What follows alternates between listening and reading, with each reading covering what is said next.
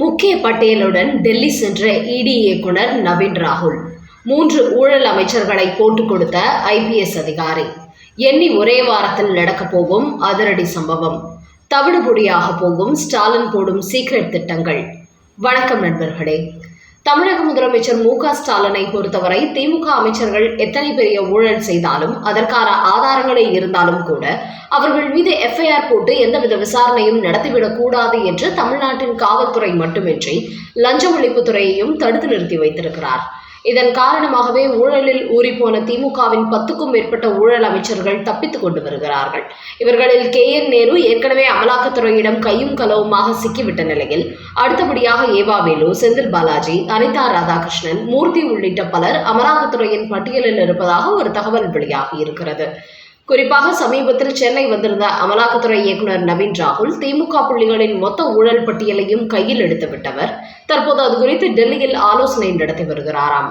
குறிப்பாக KN நேரு மீது வழக்கு பதிவு செய்யுமாறு சென்னை உயர்நீதிமன்றம் உத்தரவு பிறப்பித்தும் கூட தமிழக லஞ்ச ஒழிப்புத்துறை வழக்கு பதிவு செய்யாமல் இருப்பதினால் இன்னும் ஒரே வாரத்தில் தேர்தல் தேதி அறிவிக்கப்பட்டதும் புதிய டிஜிபி நியமிக்கப்படுவதோடு அமலாக்கத்துறை இயக்குனர் கொடுக்கும் பட்டியல் படி ஊழல் அமைச்சர்களின் பெயரில் அடுத்தடுத்த எஃப்ஐஆர் போடுவதற்கு திட்டமிடப்பட்டுள்ளதாம்.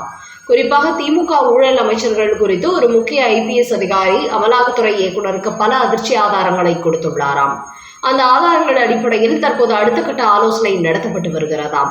குறிப்பாக தமிழக அரசை பொறுத்தவரை காவல்துறை லஞ்ச ஒழிப்புத்துறையை தங்களது கட்டுப்பாட்டில் வைத்துக் கொண்டு நீதிமன்றமே உத்தரவு போட்டாலும் அவர்கள் மீது நடவடிக்கை எடுக்க விடாமல் தடுத்து நிறுத்தி வைத்திருப்பதால் இது அத்தனையும் மீறி எந்தெந்த சட்ட சிக்கலும் இல்லாமல் ஊழல் அமைச்சர்களை தட்டி தூக்குவதற்கு அமலாக்கத்துறை திட்டமிட்டு வருகிறதாம்.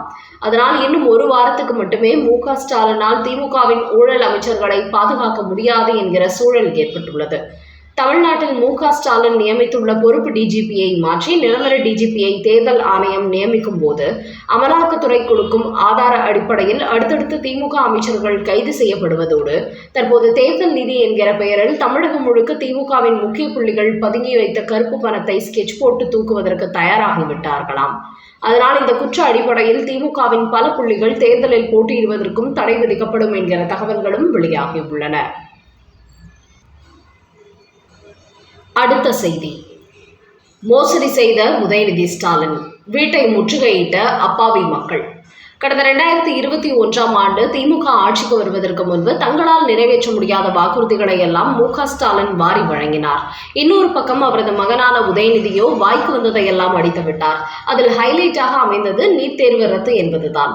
மத்திய அரசின் கட்டுப்பாட்டில் இருக்கும் நீட் தேர்வையே நாங்கள் ஆட்சி அதிகாரத்துக்கு வந்ததும் முதல் கையெழுத்து போட்டு ரத்து செய்வதாக அடித்து விட்டார்கள். ஆனால் இப்போது வரை நீட் தேர்வை ரத்து செய்ய முடியவில்லை. அந்த அளவுக்கு பொய் சொல்வதற்கு மு.க.ஸ்டாலினும் அவரது மகனான உதயநிதியும் கொஞ்சம் கூட கூச்சப்படவே மாட்டார்கள். அப்படித்தான் சென்னையில் உள்ள குடிசை மற்றும் வாரிய பகுதிகளில் உள்ள மக்களை அதை காலி பண்ண வைத்து உங்களுக்கு புதிய வீடுகள் கட்டித் தருவோம் என்று வாக்குறுதி கொடுத்தார்கள். ஆனால் தங்களது 5 ஆண்டு ஆட்சி முடிய போகும் சூழலில் அந்த வாக்குறுதிகளை அவர்கள் நிறைவேற்றவில்லை. இதனால் பாதிக்கப்பட்ட பொதுமக்கள் ஒன்று திரண்டு துணை முதலமைச்சரான உதயநிதி வீட்டை முற்றுகையிட்டு போராட்டத்தில் ஈடுபட்டுள்ளார்கள். அதோடு வீடு கட்டி தருவதாக அடிக்கல் நாட்டு விழா எல்லாம் நடத்தியவர்கள் இப்போது ஆட்சி முடியும் வரை அந்த பக்கம் திரும்பி கூட பார்க்கவில்லை. எங்களை எல்லாம் வீடுகளிலிருந்து வெளியேற்றி தெருவில் விட்டவர்கள் அதற்கு பதில் சொல்ல வேண்டும் என்று உதயநிதியின் வீட்டு வாசலில் நின்று பாதிக்கப்பட்ட மக்கள் எல்லாம் கோஷம் போட்டுள்ளார்கள். இப்படி 2021 சட்டமன்ற தேர்தலுக்கு முன்பு குடிசை மாற்றும் வாரிய மக்களுக்கு வீடு கட்டி தருவோம் என்று சொன்ன வாக்குறுதியை கூட இப்பொழுது வரை நிறைவேற்றாத மு.க.ஸ்டாலினோ தற்போது தமிழ்நாட்டில் உள்ள அனைத்து ரேஷன் கடை வாசல்களிலும் திமுக புள்ளிகள் மூலம் ஒரு கூப்பன் கொடுத்து வருகிறார். அதில் அவர்கள் குறித்த விவரங்களை சேகரித்துவிட்டு சொந்த வீடில்லாதவர்களுக்கு மீண்டும் திமுக ஆட்சிக்கு வந்தால் அனைவருக்கும் வீடு கட்டி தருவோம் என்று ஒரு பொய் வாக்குறுதியை கொடுத்து வருகிறார்கள். இதை நம்பி வீடில்லாத மக்கள் திமுகவுக்கு வாக்களிப்பார்கள் என்று இப்படி ஒரு புதிய சூழ்ச்சியை திமுக செய்து வருகிறது. 2021 சட்டமன்ற தேர்தலுக்கு முன்பு கொடுத்த வாக்குறுதியை நிறைவேற்றாத இவர்கள் இப்போது ஆட்சி முடியும் தருவாயில் அதே போன்று இன்னொரு வாக்குறுதியையும் அடித்துவிட்டு வருகிறார்கள்.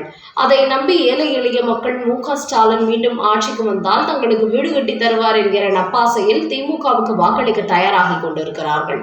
அந்த அளவுக்கு திமுகவினர் எவ்வளவு பொய் சொன்னாலும் அதை மீண்டும் மீண்டும் நம்பி அவர்களுக்கு ஓட்டு போட தமிழ்நாட்டில் உள்ள ஏழை எளிய அப்பாவி மக்கள் தயாராகி கொண்டுதான் வருகிறார்கள். அதை திமுக தங்களுக்கு சாதகமாக பயன்படுத்தி கொண்டு வருகிறது.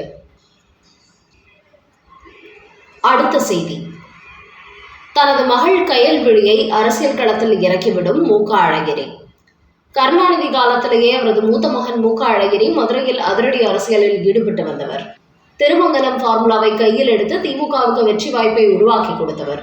குறிப்பாக கருணாநிதிக்கு பிறகு திமுகவை யார் வழி நடத்த வேண்டும், யாருக்கு அதிக செல்வாக்கு உள்ளது என்று தினகரன் நாளிதழ் ஒரு கருத்து கணிப்பு நடத்தியது. அதில் மு க ஸ்டாலினுக்கே அதிக மக்கள் செல்வாக்கு இருப்பதாக செய்தி வெளியிட்டார்கள். இதன் காரணமாக மாறன் குடும்பத்தைச் சேர்ந்த மதுரை தினகரன் பத்திரிகை அலுவலகத்தில் தனது ஆட்களை அனுப்பி அடித்து புடைத்ததுடன் தீ வைத்து கொளுத்தினார் மு க அழகிரி. இதனால் அவரை கட்சியிலிருந்து நீக்கினார் கருணாநிதி. அதன் பிறகு மு க ஸ்டாலின் திமுக தலைவராகி இப்போது முதலமைச்சராகி இருக்கிறார். என்றாலும் அரசியல் களத்திற்குள் வராமல் விலகி நிற்கும் அழகிரி அடுத்தபடியாக எனது மகள் கயல்விழியை அரசியல் களத்துக்குள் கொண்டு வர திட்டமிட்டு வருவதாக பரபரப்பு தகவல்கள் வெளியாகியுள்ளன.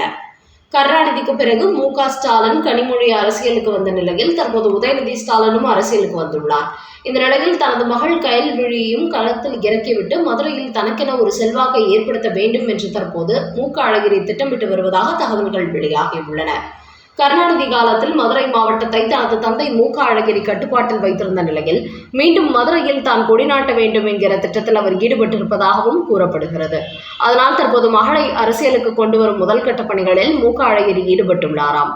இதனால் இதுவரை உற்சாகம் இழந்து காணப்பட்ட அழகிரியின் மதுரை மாவட்ட ஆதரவாளர்கள் தற்போது அவரது வாரிசு களமிறங்குவதால் உற்சாகம் அடைந்திருப்பதோடு மீண்டும் மதுரையில் தங்களது கொடியை பறக்க விட்டுவிட வேண்டும் என்று தீவிரம் காட்ட தொடங்கியுள்ளார்களாம். அடுத்த செய்தி. ஆளுநர் ரவி குஷ்புவை அவதூறாக பேசிய சிவாஜி கிருஷ்ணமூர்த்தியின் தண்டனை நிறுத்தி வைப்பு. திமுகவின் அதிகாரப்பூர்வ பேச்சாளர் என்று சொல்லப்படும் சிவாஜி கிருஷ்ணமூர்த்தி என்பவர் பிரதமர், ஆளுநர் தொடங்கி திமுகவுக்கு எதிரான அனைத்து கட்சி தலைவர்களையும் ஆபாச வார்த்தைகளால் விமர்சிப்பதையே வேலையாக கொண்டுள்ளார். அதற்காகவே இவரை திமுக நியமித்திருக்கிறது. இவர் மட்டுமின்றி சைதை சாதிக்கும் இதே வேலையைதான் செய்து கொண்டு வருகிறார். இந்த நிலையில் கடந்த 2023ஆம் ஆண்டு சென்னை கொடுங்கையூரில் நடைபெற்ற திமுக பொதுக்கூட்டத்தில் ஆளுநர் RN ரவி மற்றும் பாஜகவை சேர்ந்த நடிகை குஷ்பு ஆகியோரை மிக மோசமாக ஆபாச வார்த்தைகளால் பொதுவெளியில் பேசியிருந்தார் சிவாஜி கிருஷ்ணமூர்த்தி. இதுகுறித்த வீடியோக்கள் வெளியானதை அடுத்து ஆளுநர் சார்பிலும் குஷ்பு சார்பிலும் சென்னை கமிஷனர் அலுவலகத்தில் புகார் அளிக்கப்பட்டது. சென்னை எழும்பூர் நீதிமன்றத்தில் நடைபெற்று வந்த இந்த வழக்கு விசாரணைக்கு பிறகு கடந்த பிப்ரவரி 13ஆம் தேதி சிவாஜி கிருஷ்ணமூர்த்திக்கு 2 ஆண்டு சிறை தண்டனை, 20,000 அபராதம் விதிக்கப்பட்டிருந்தது.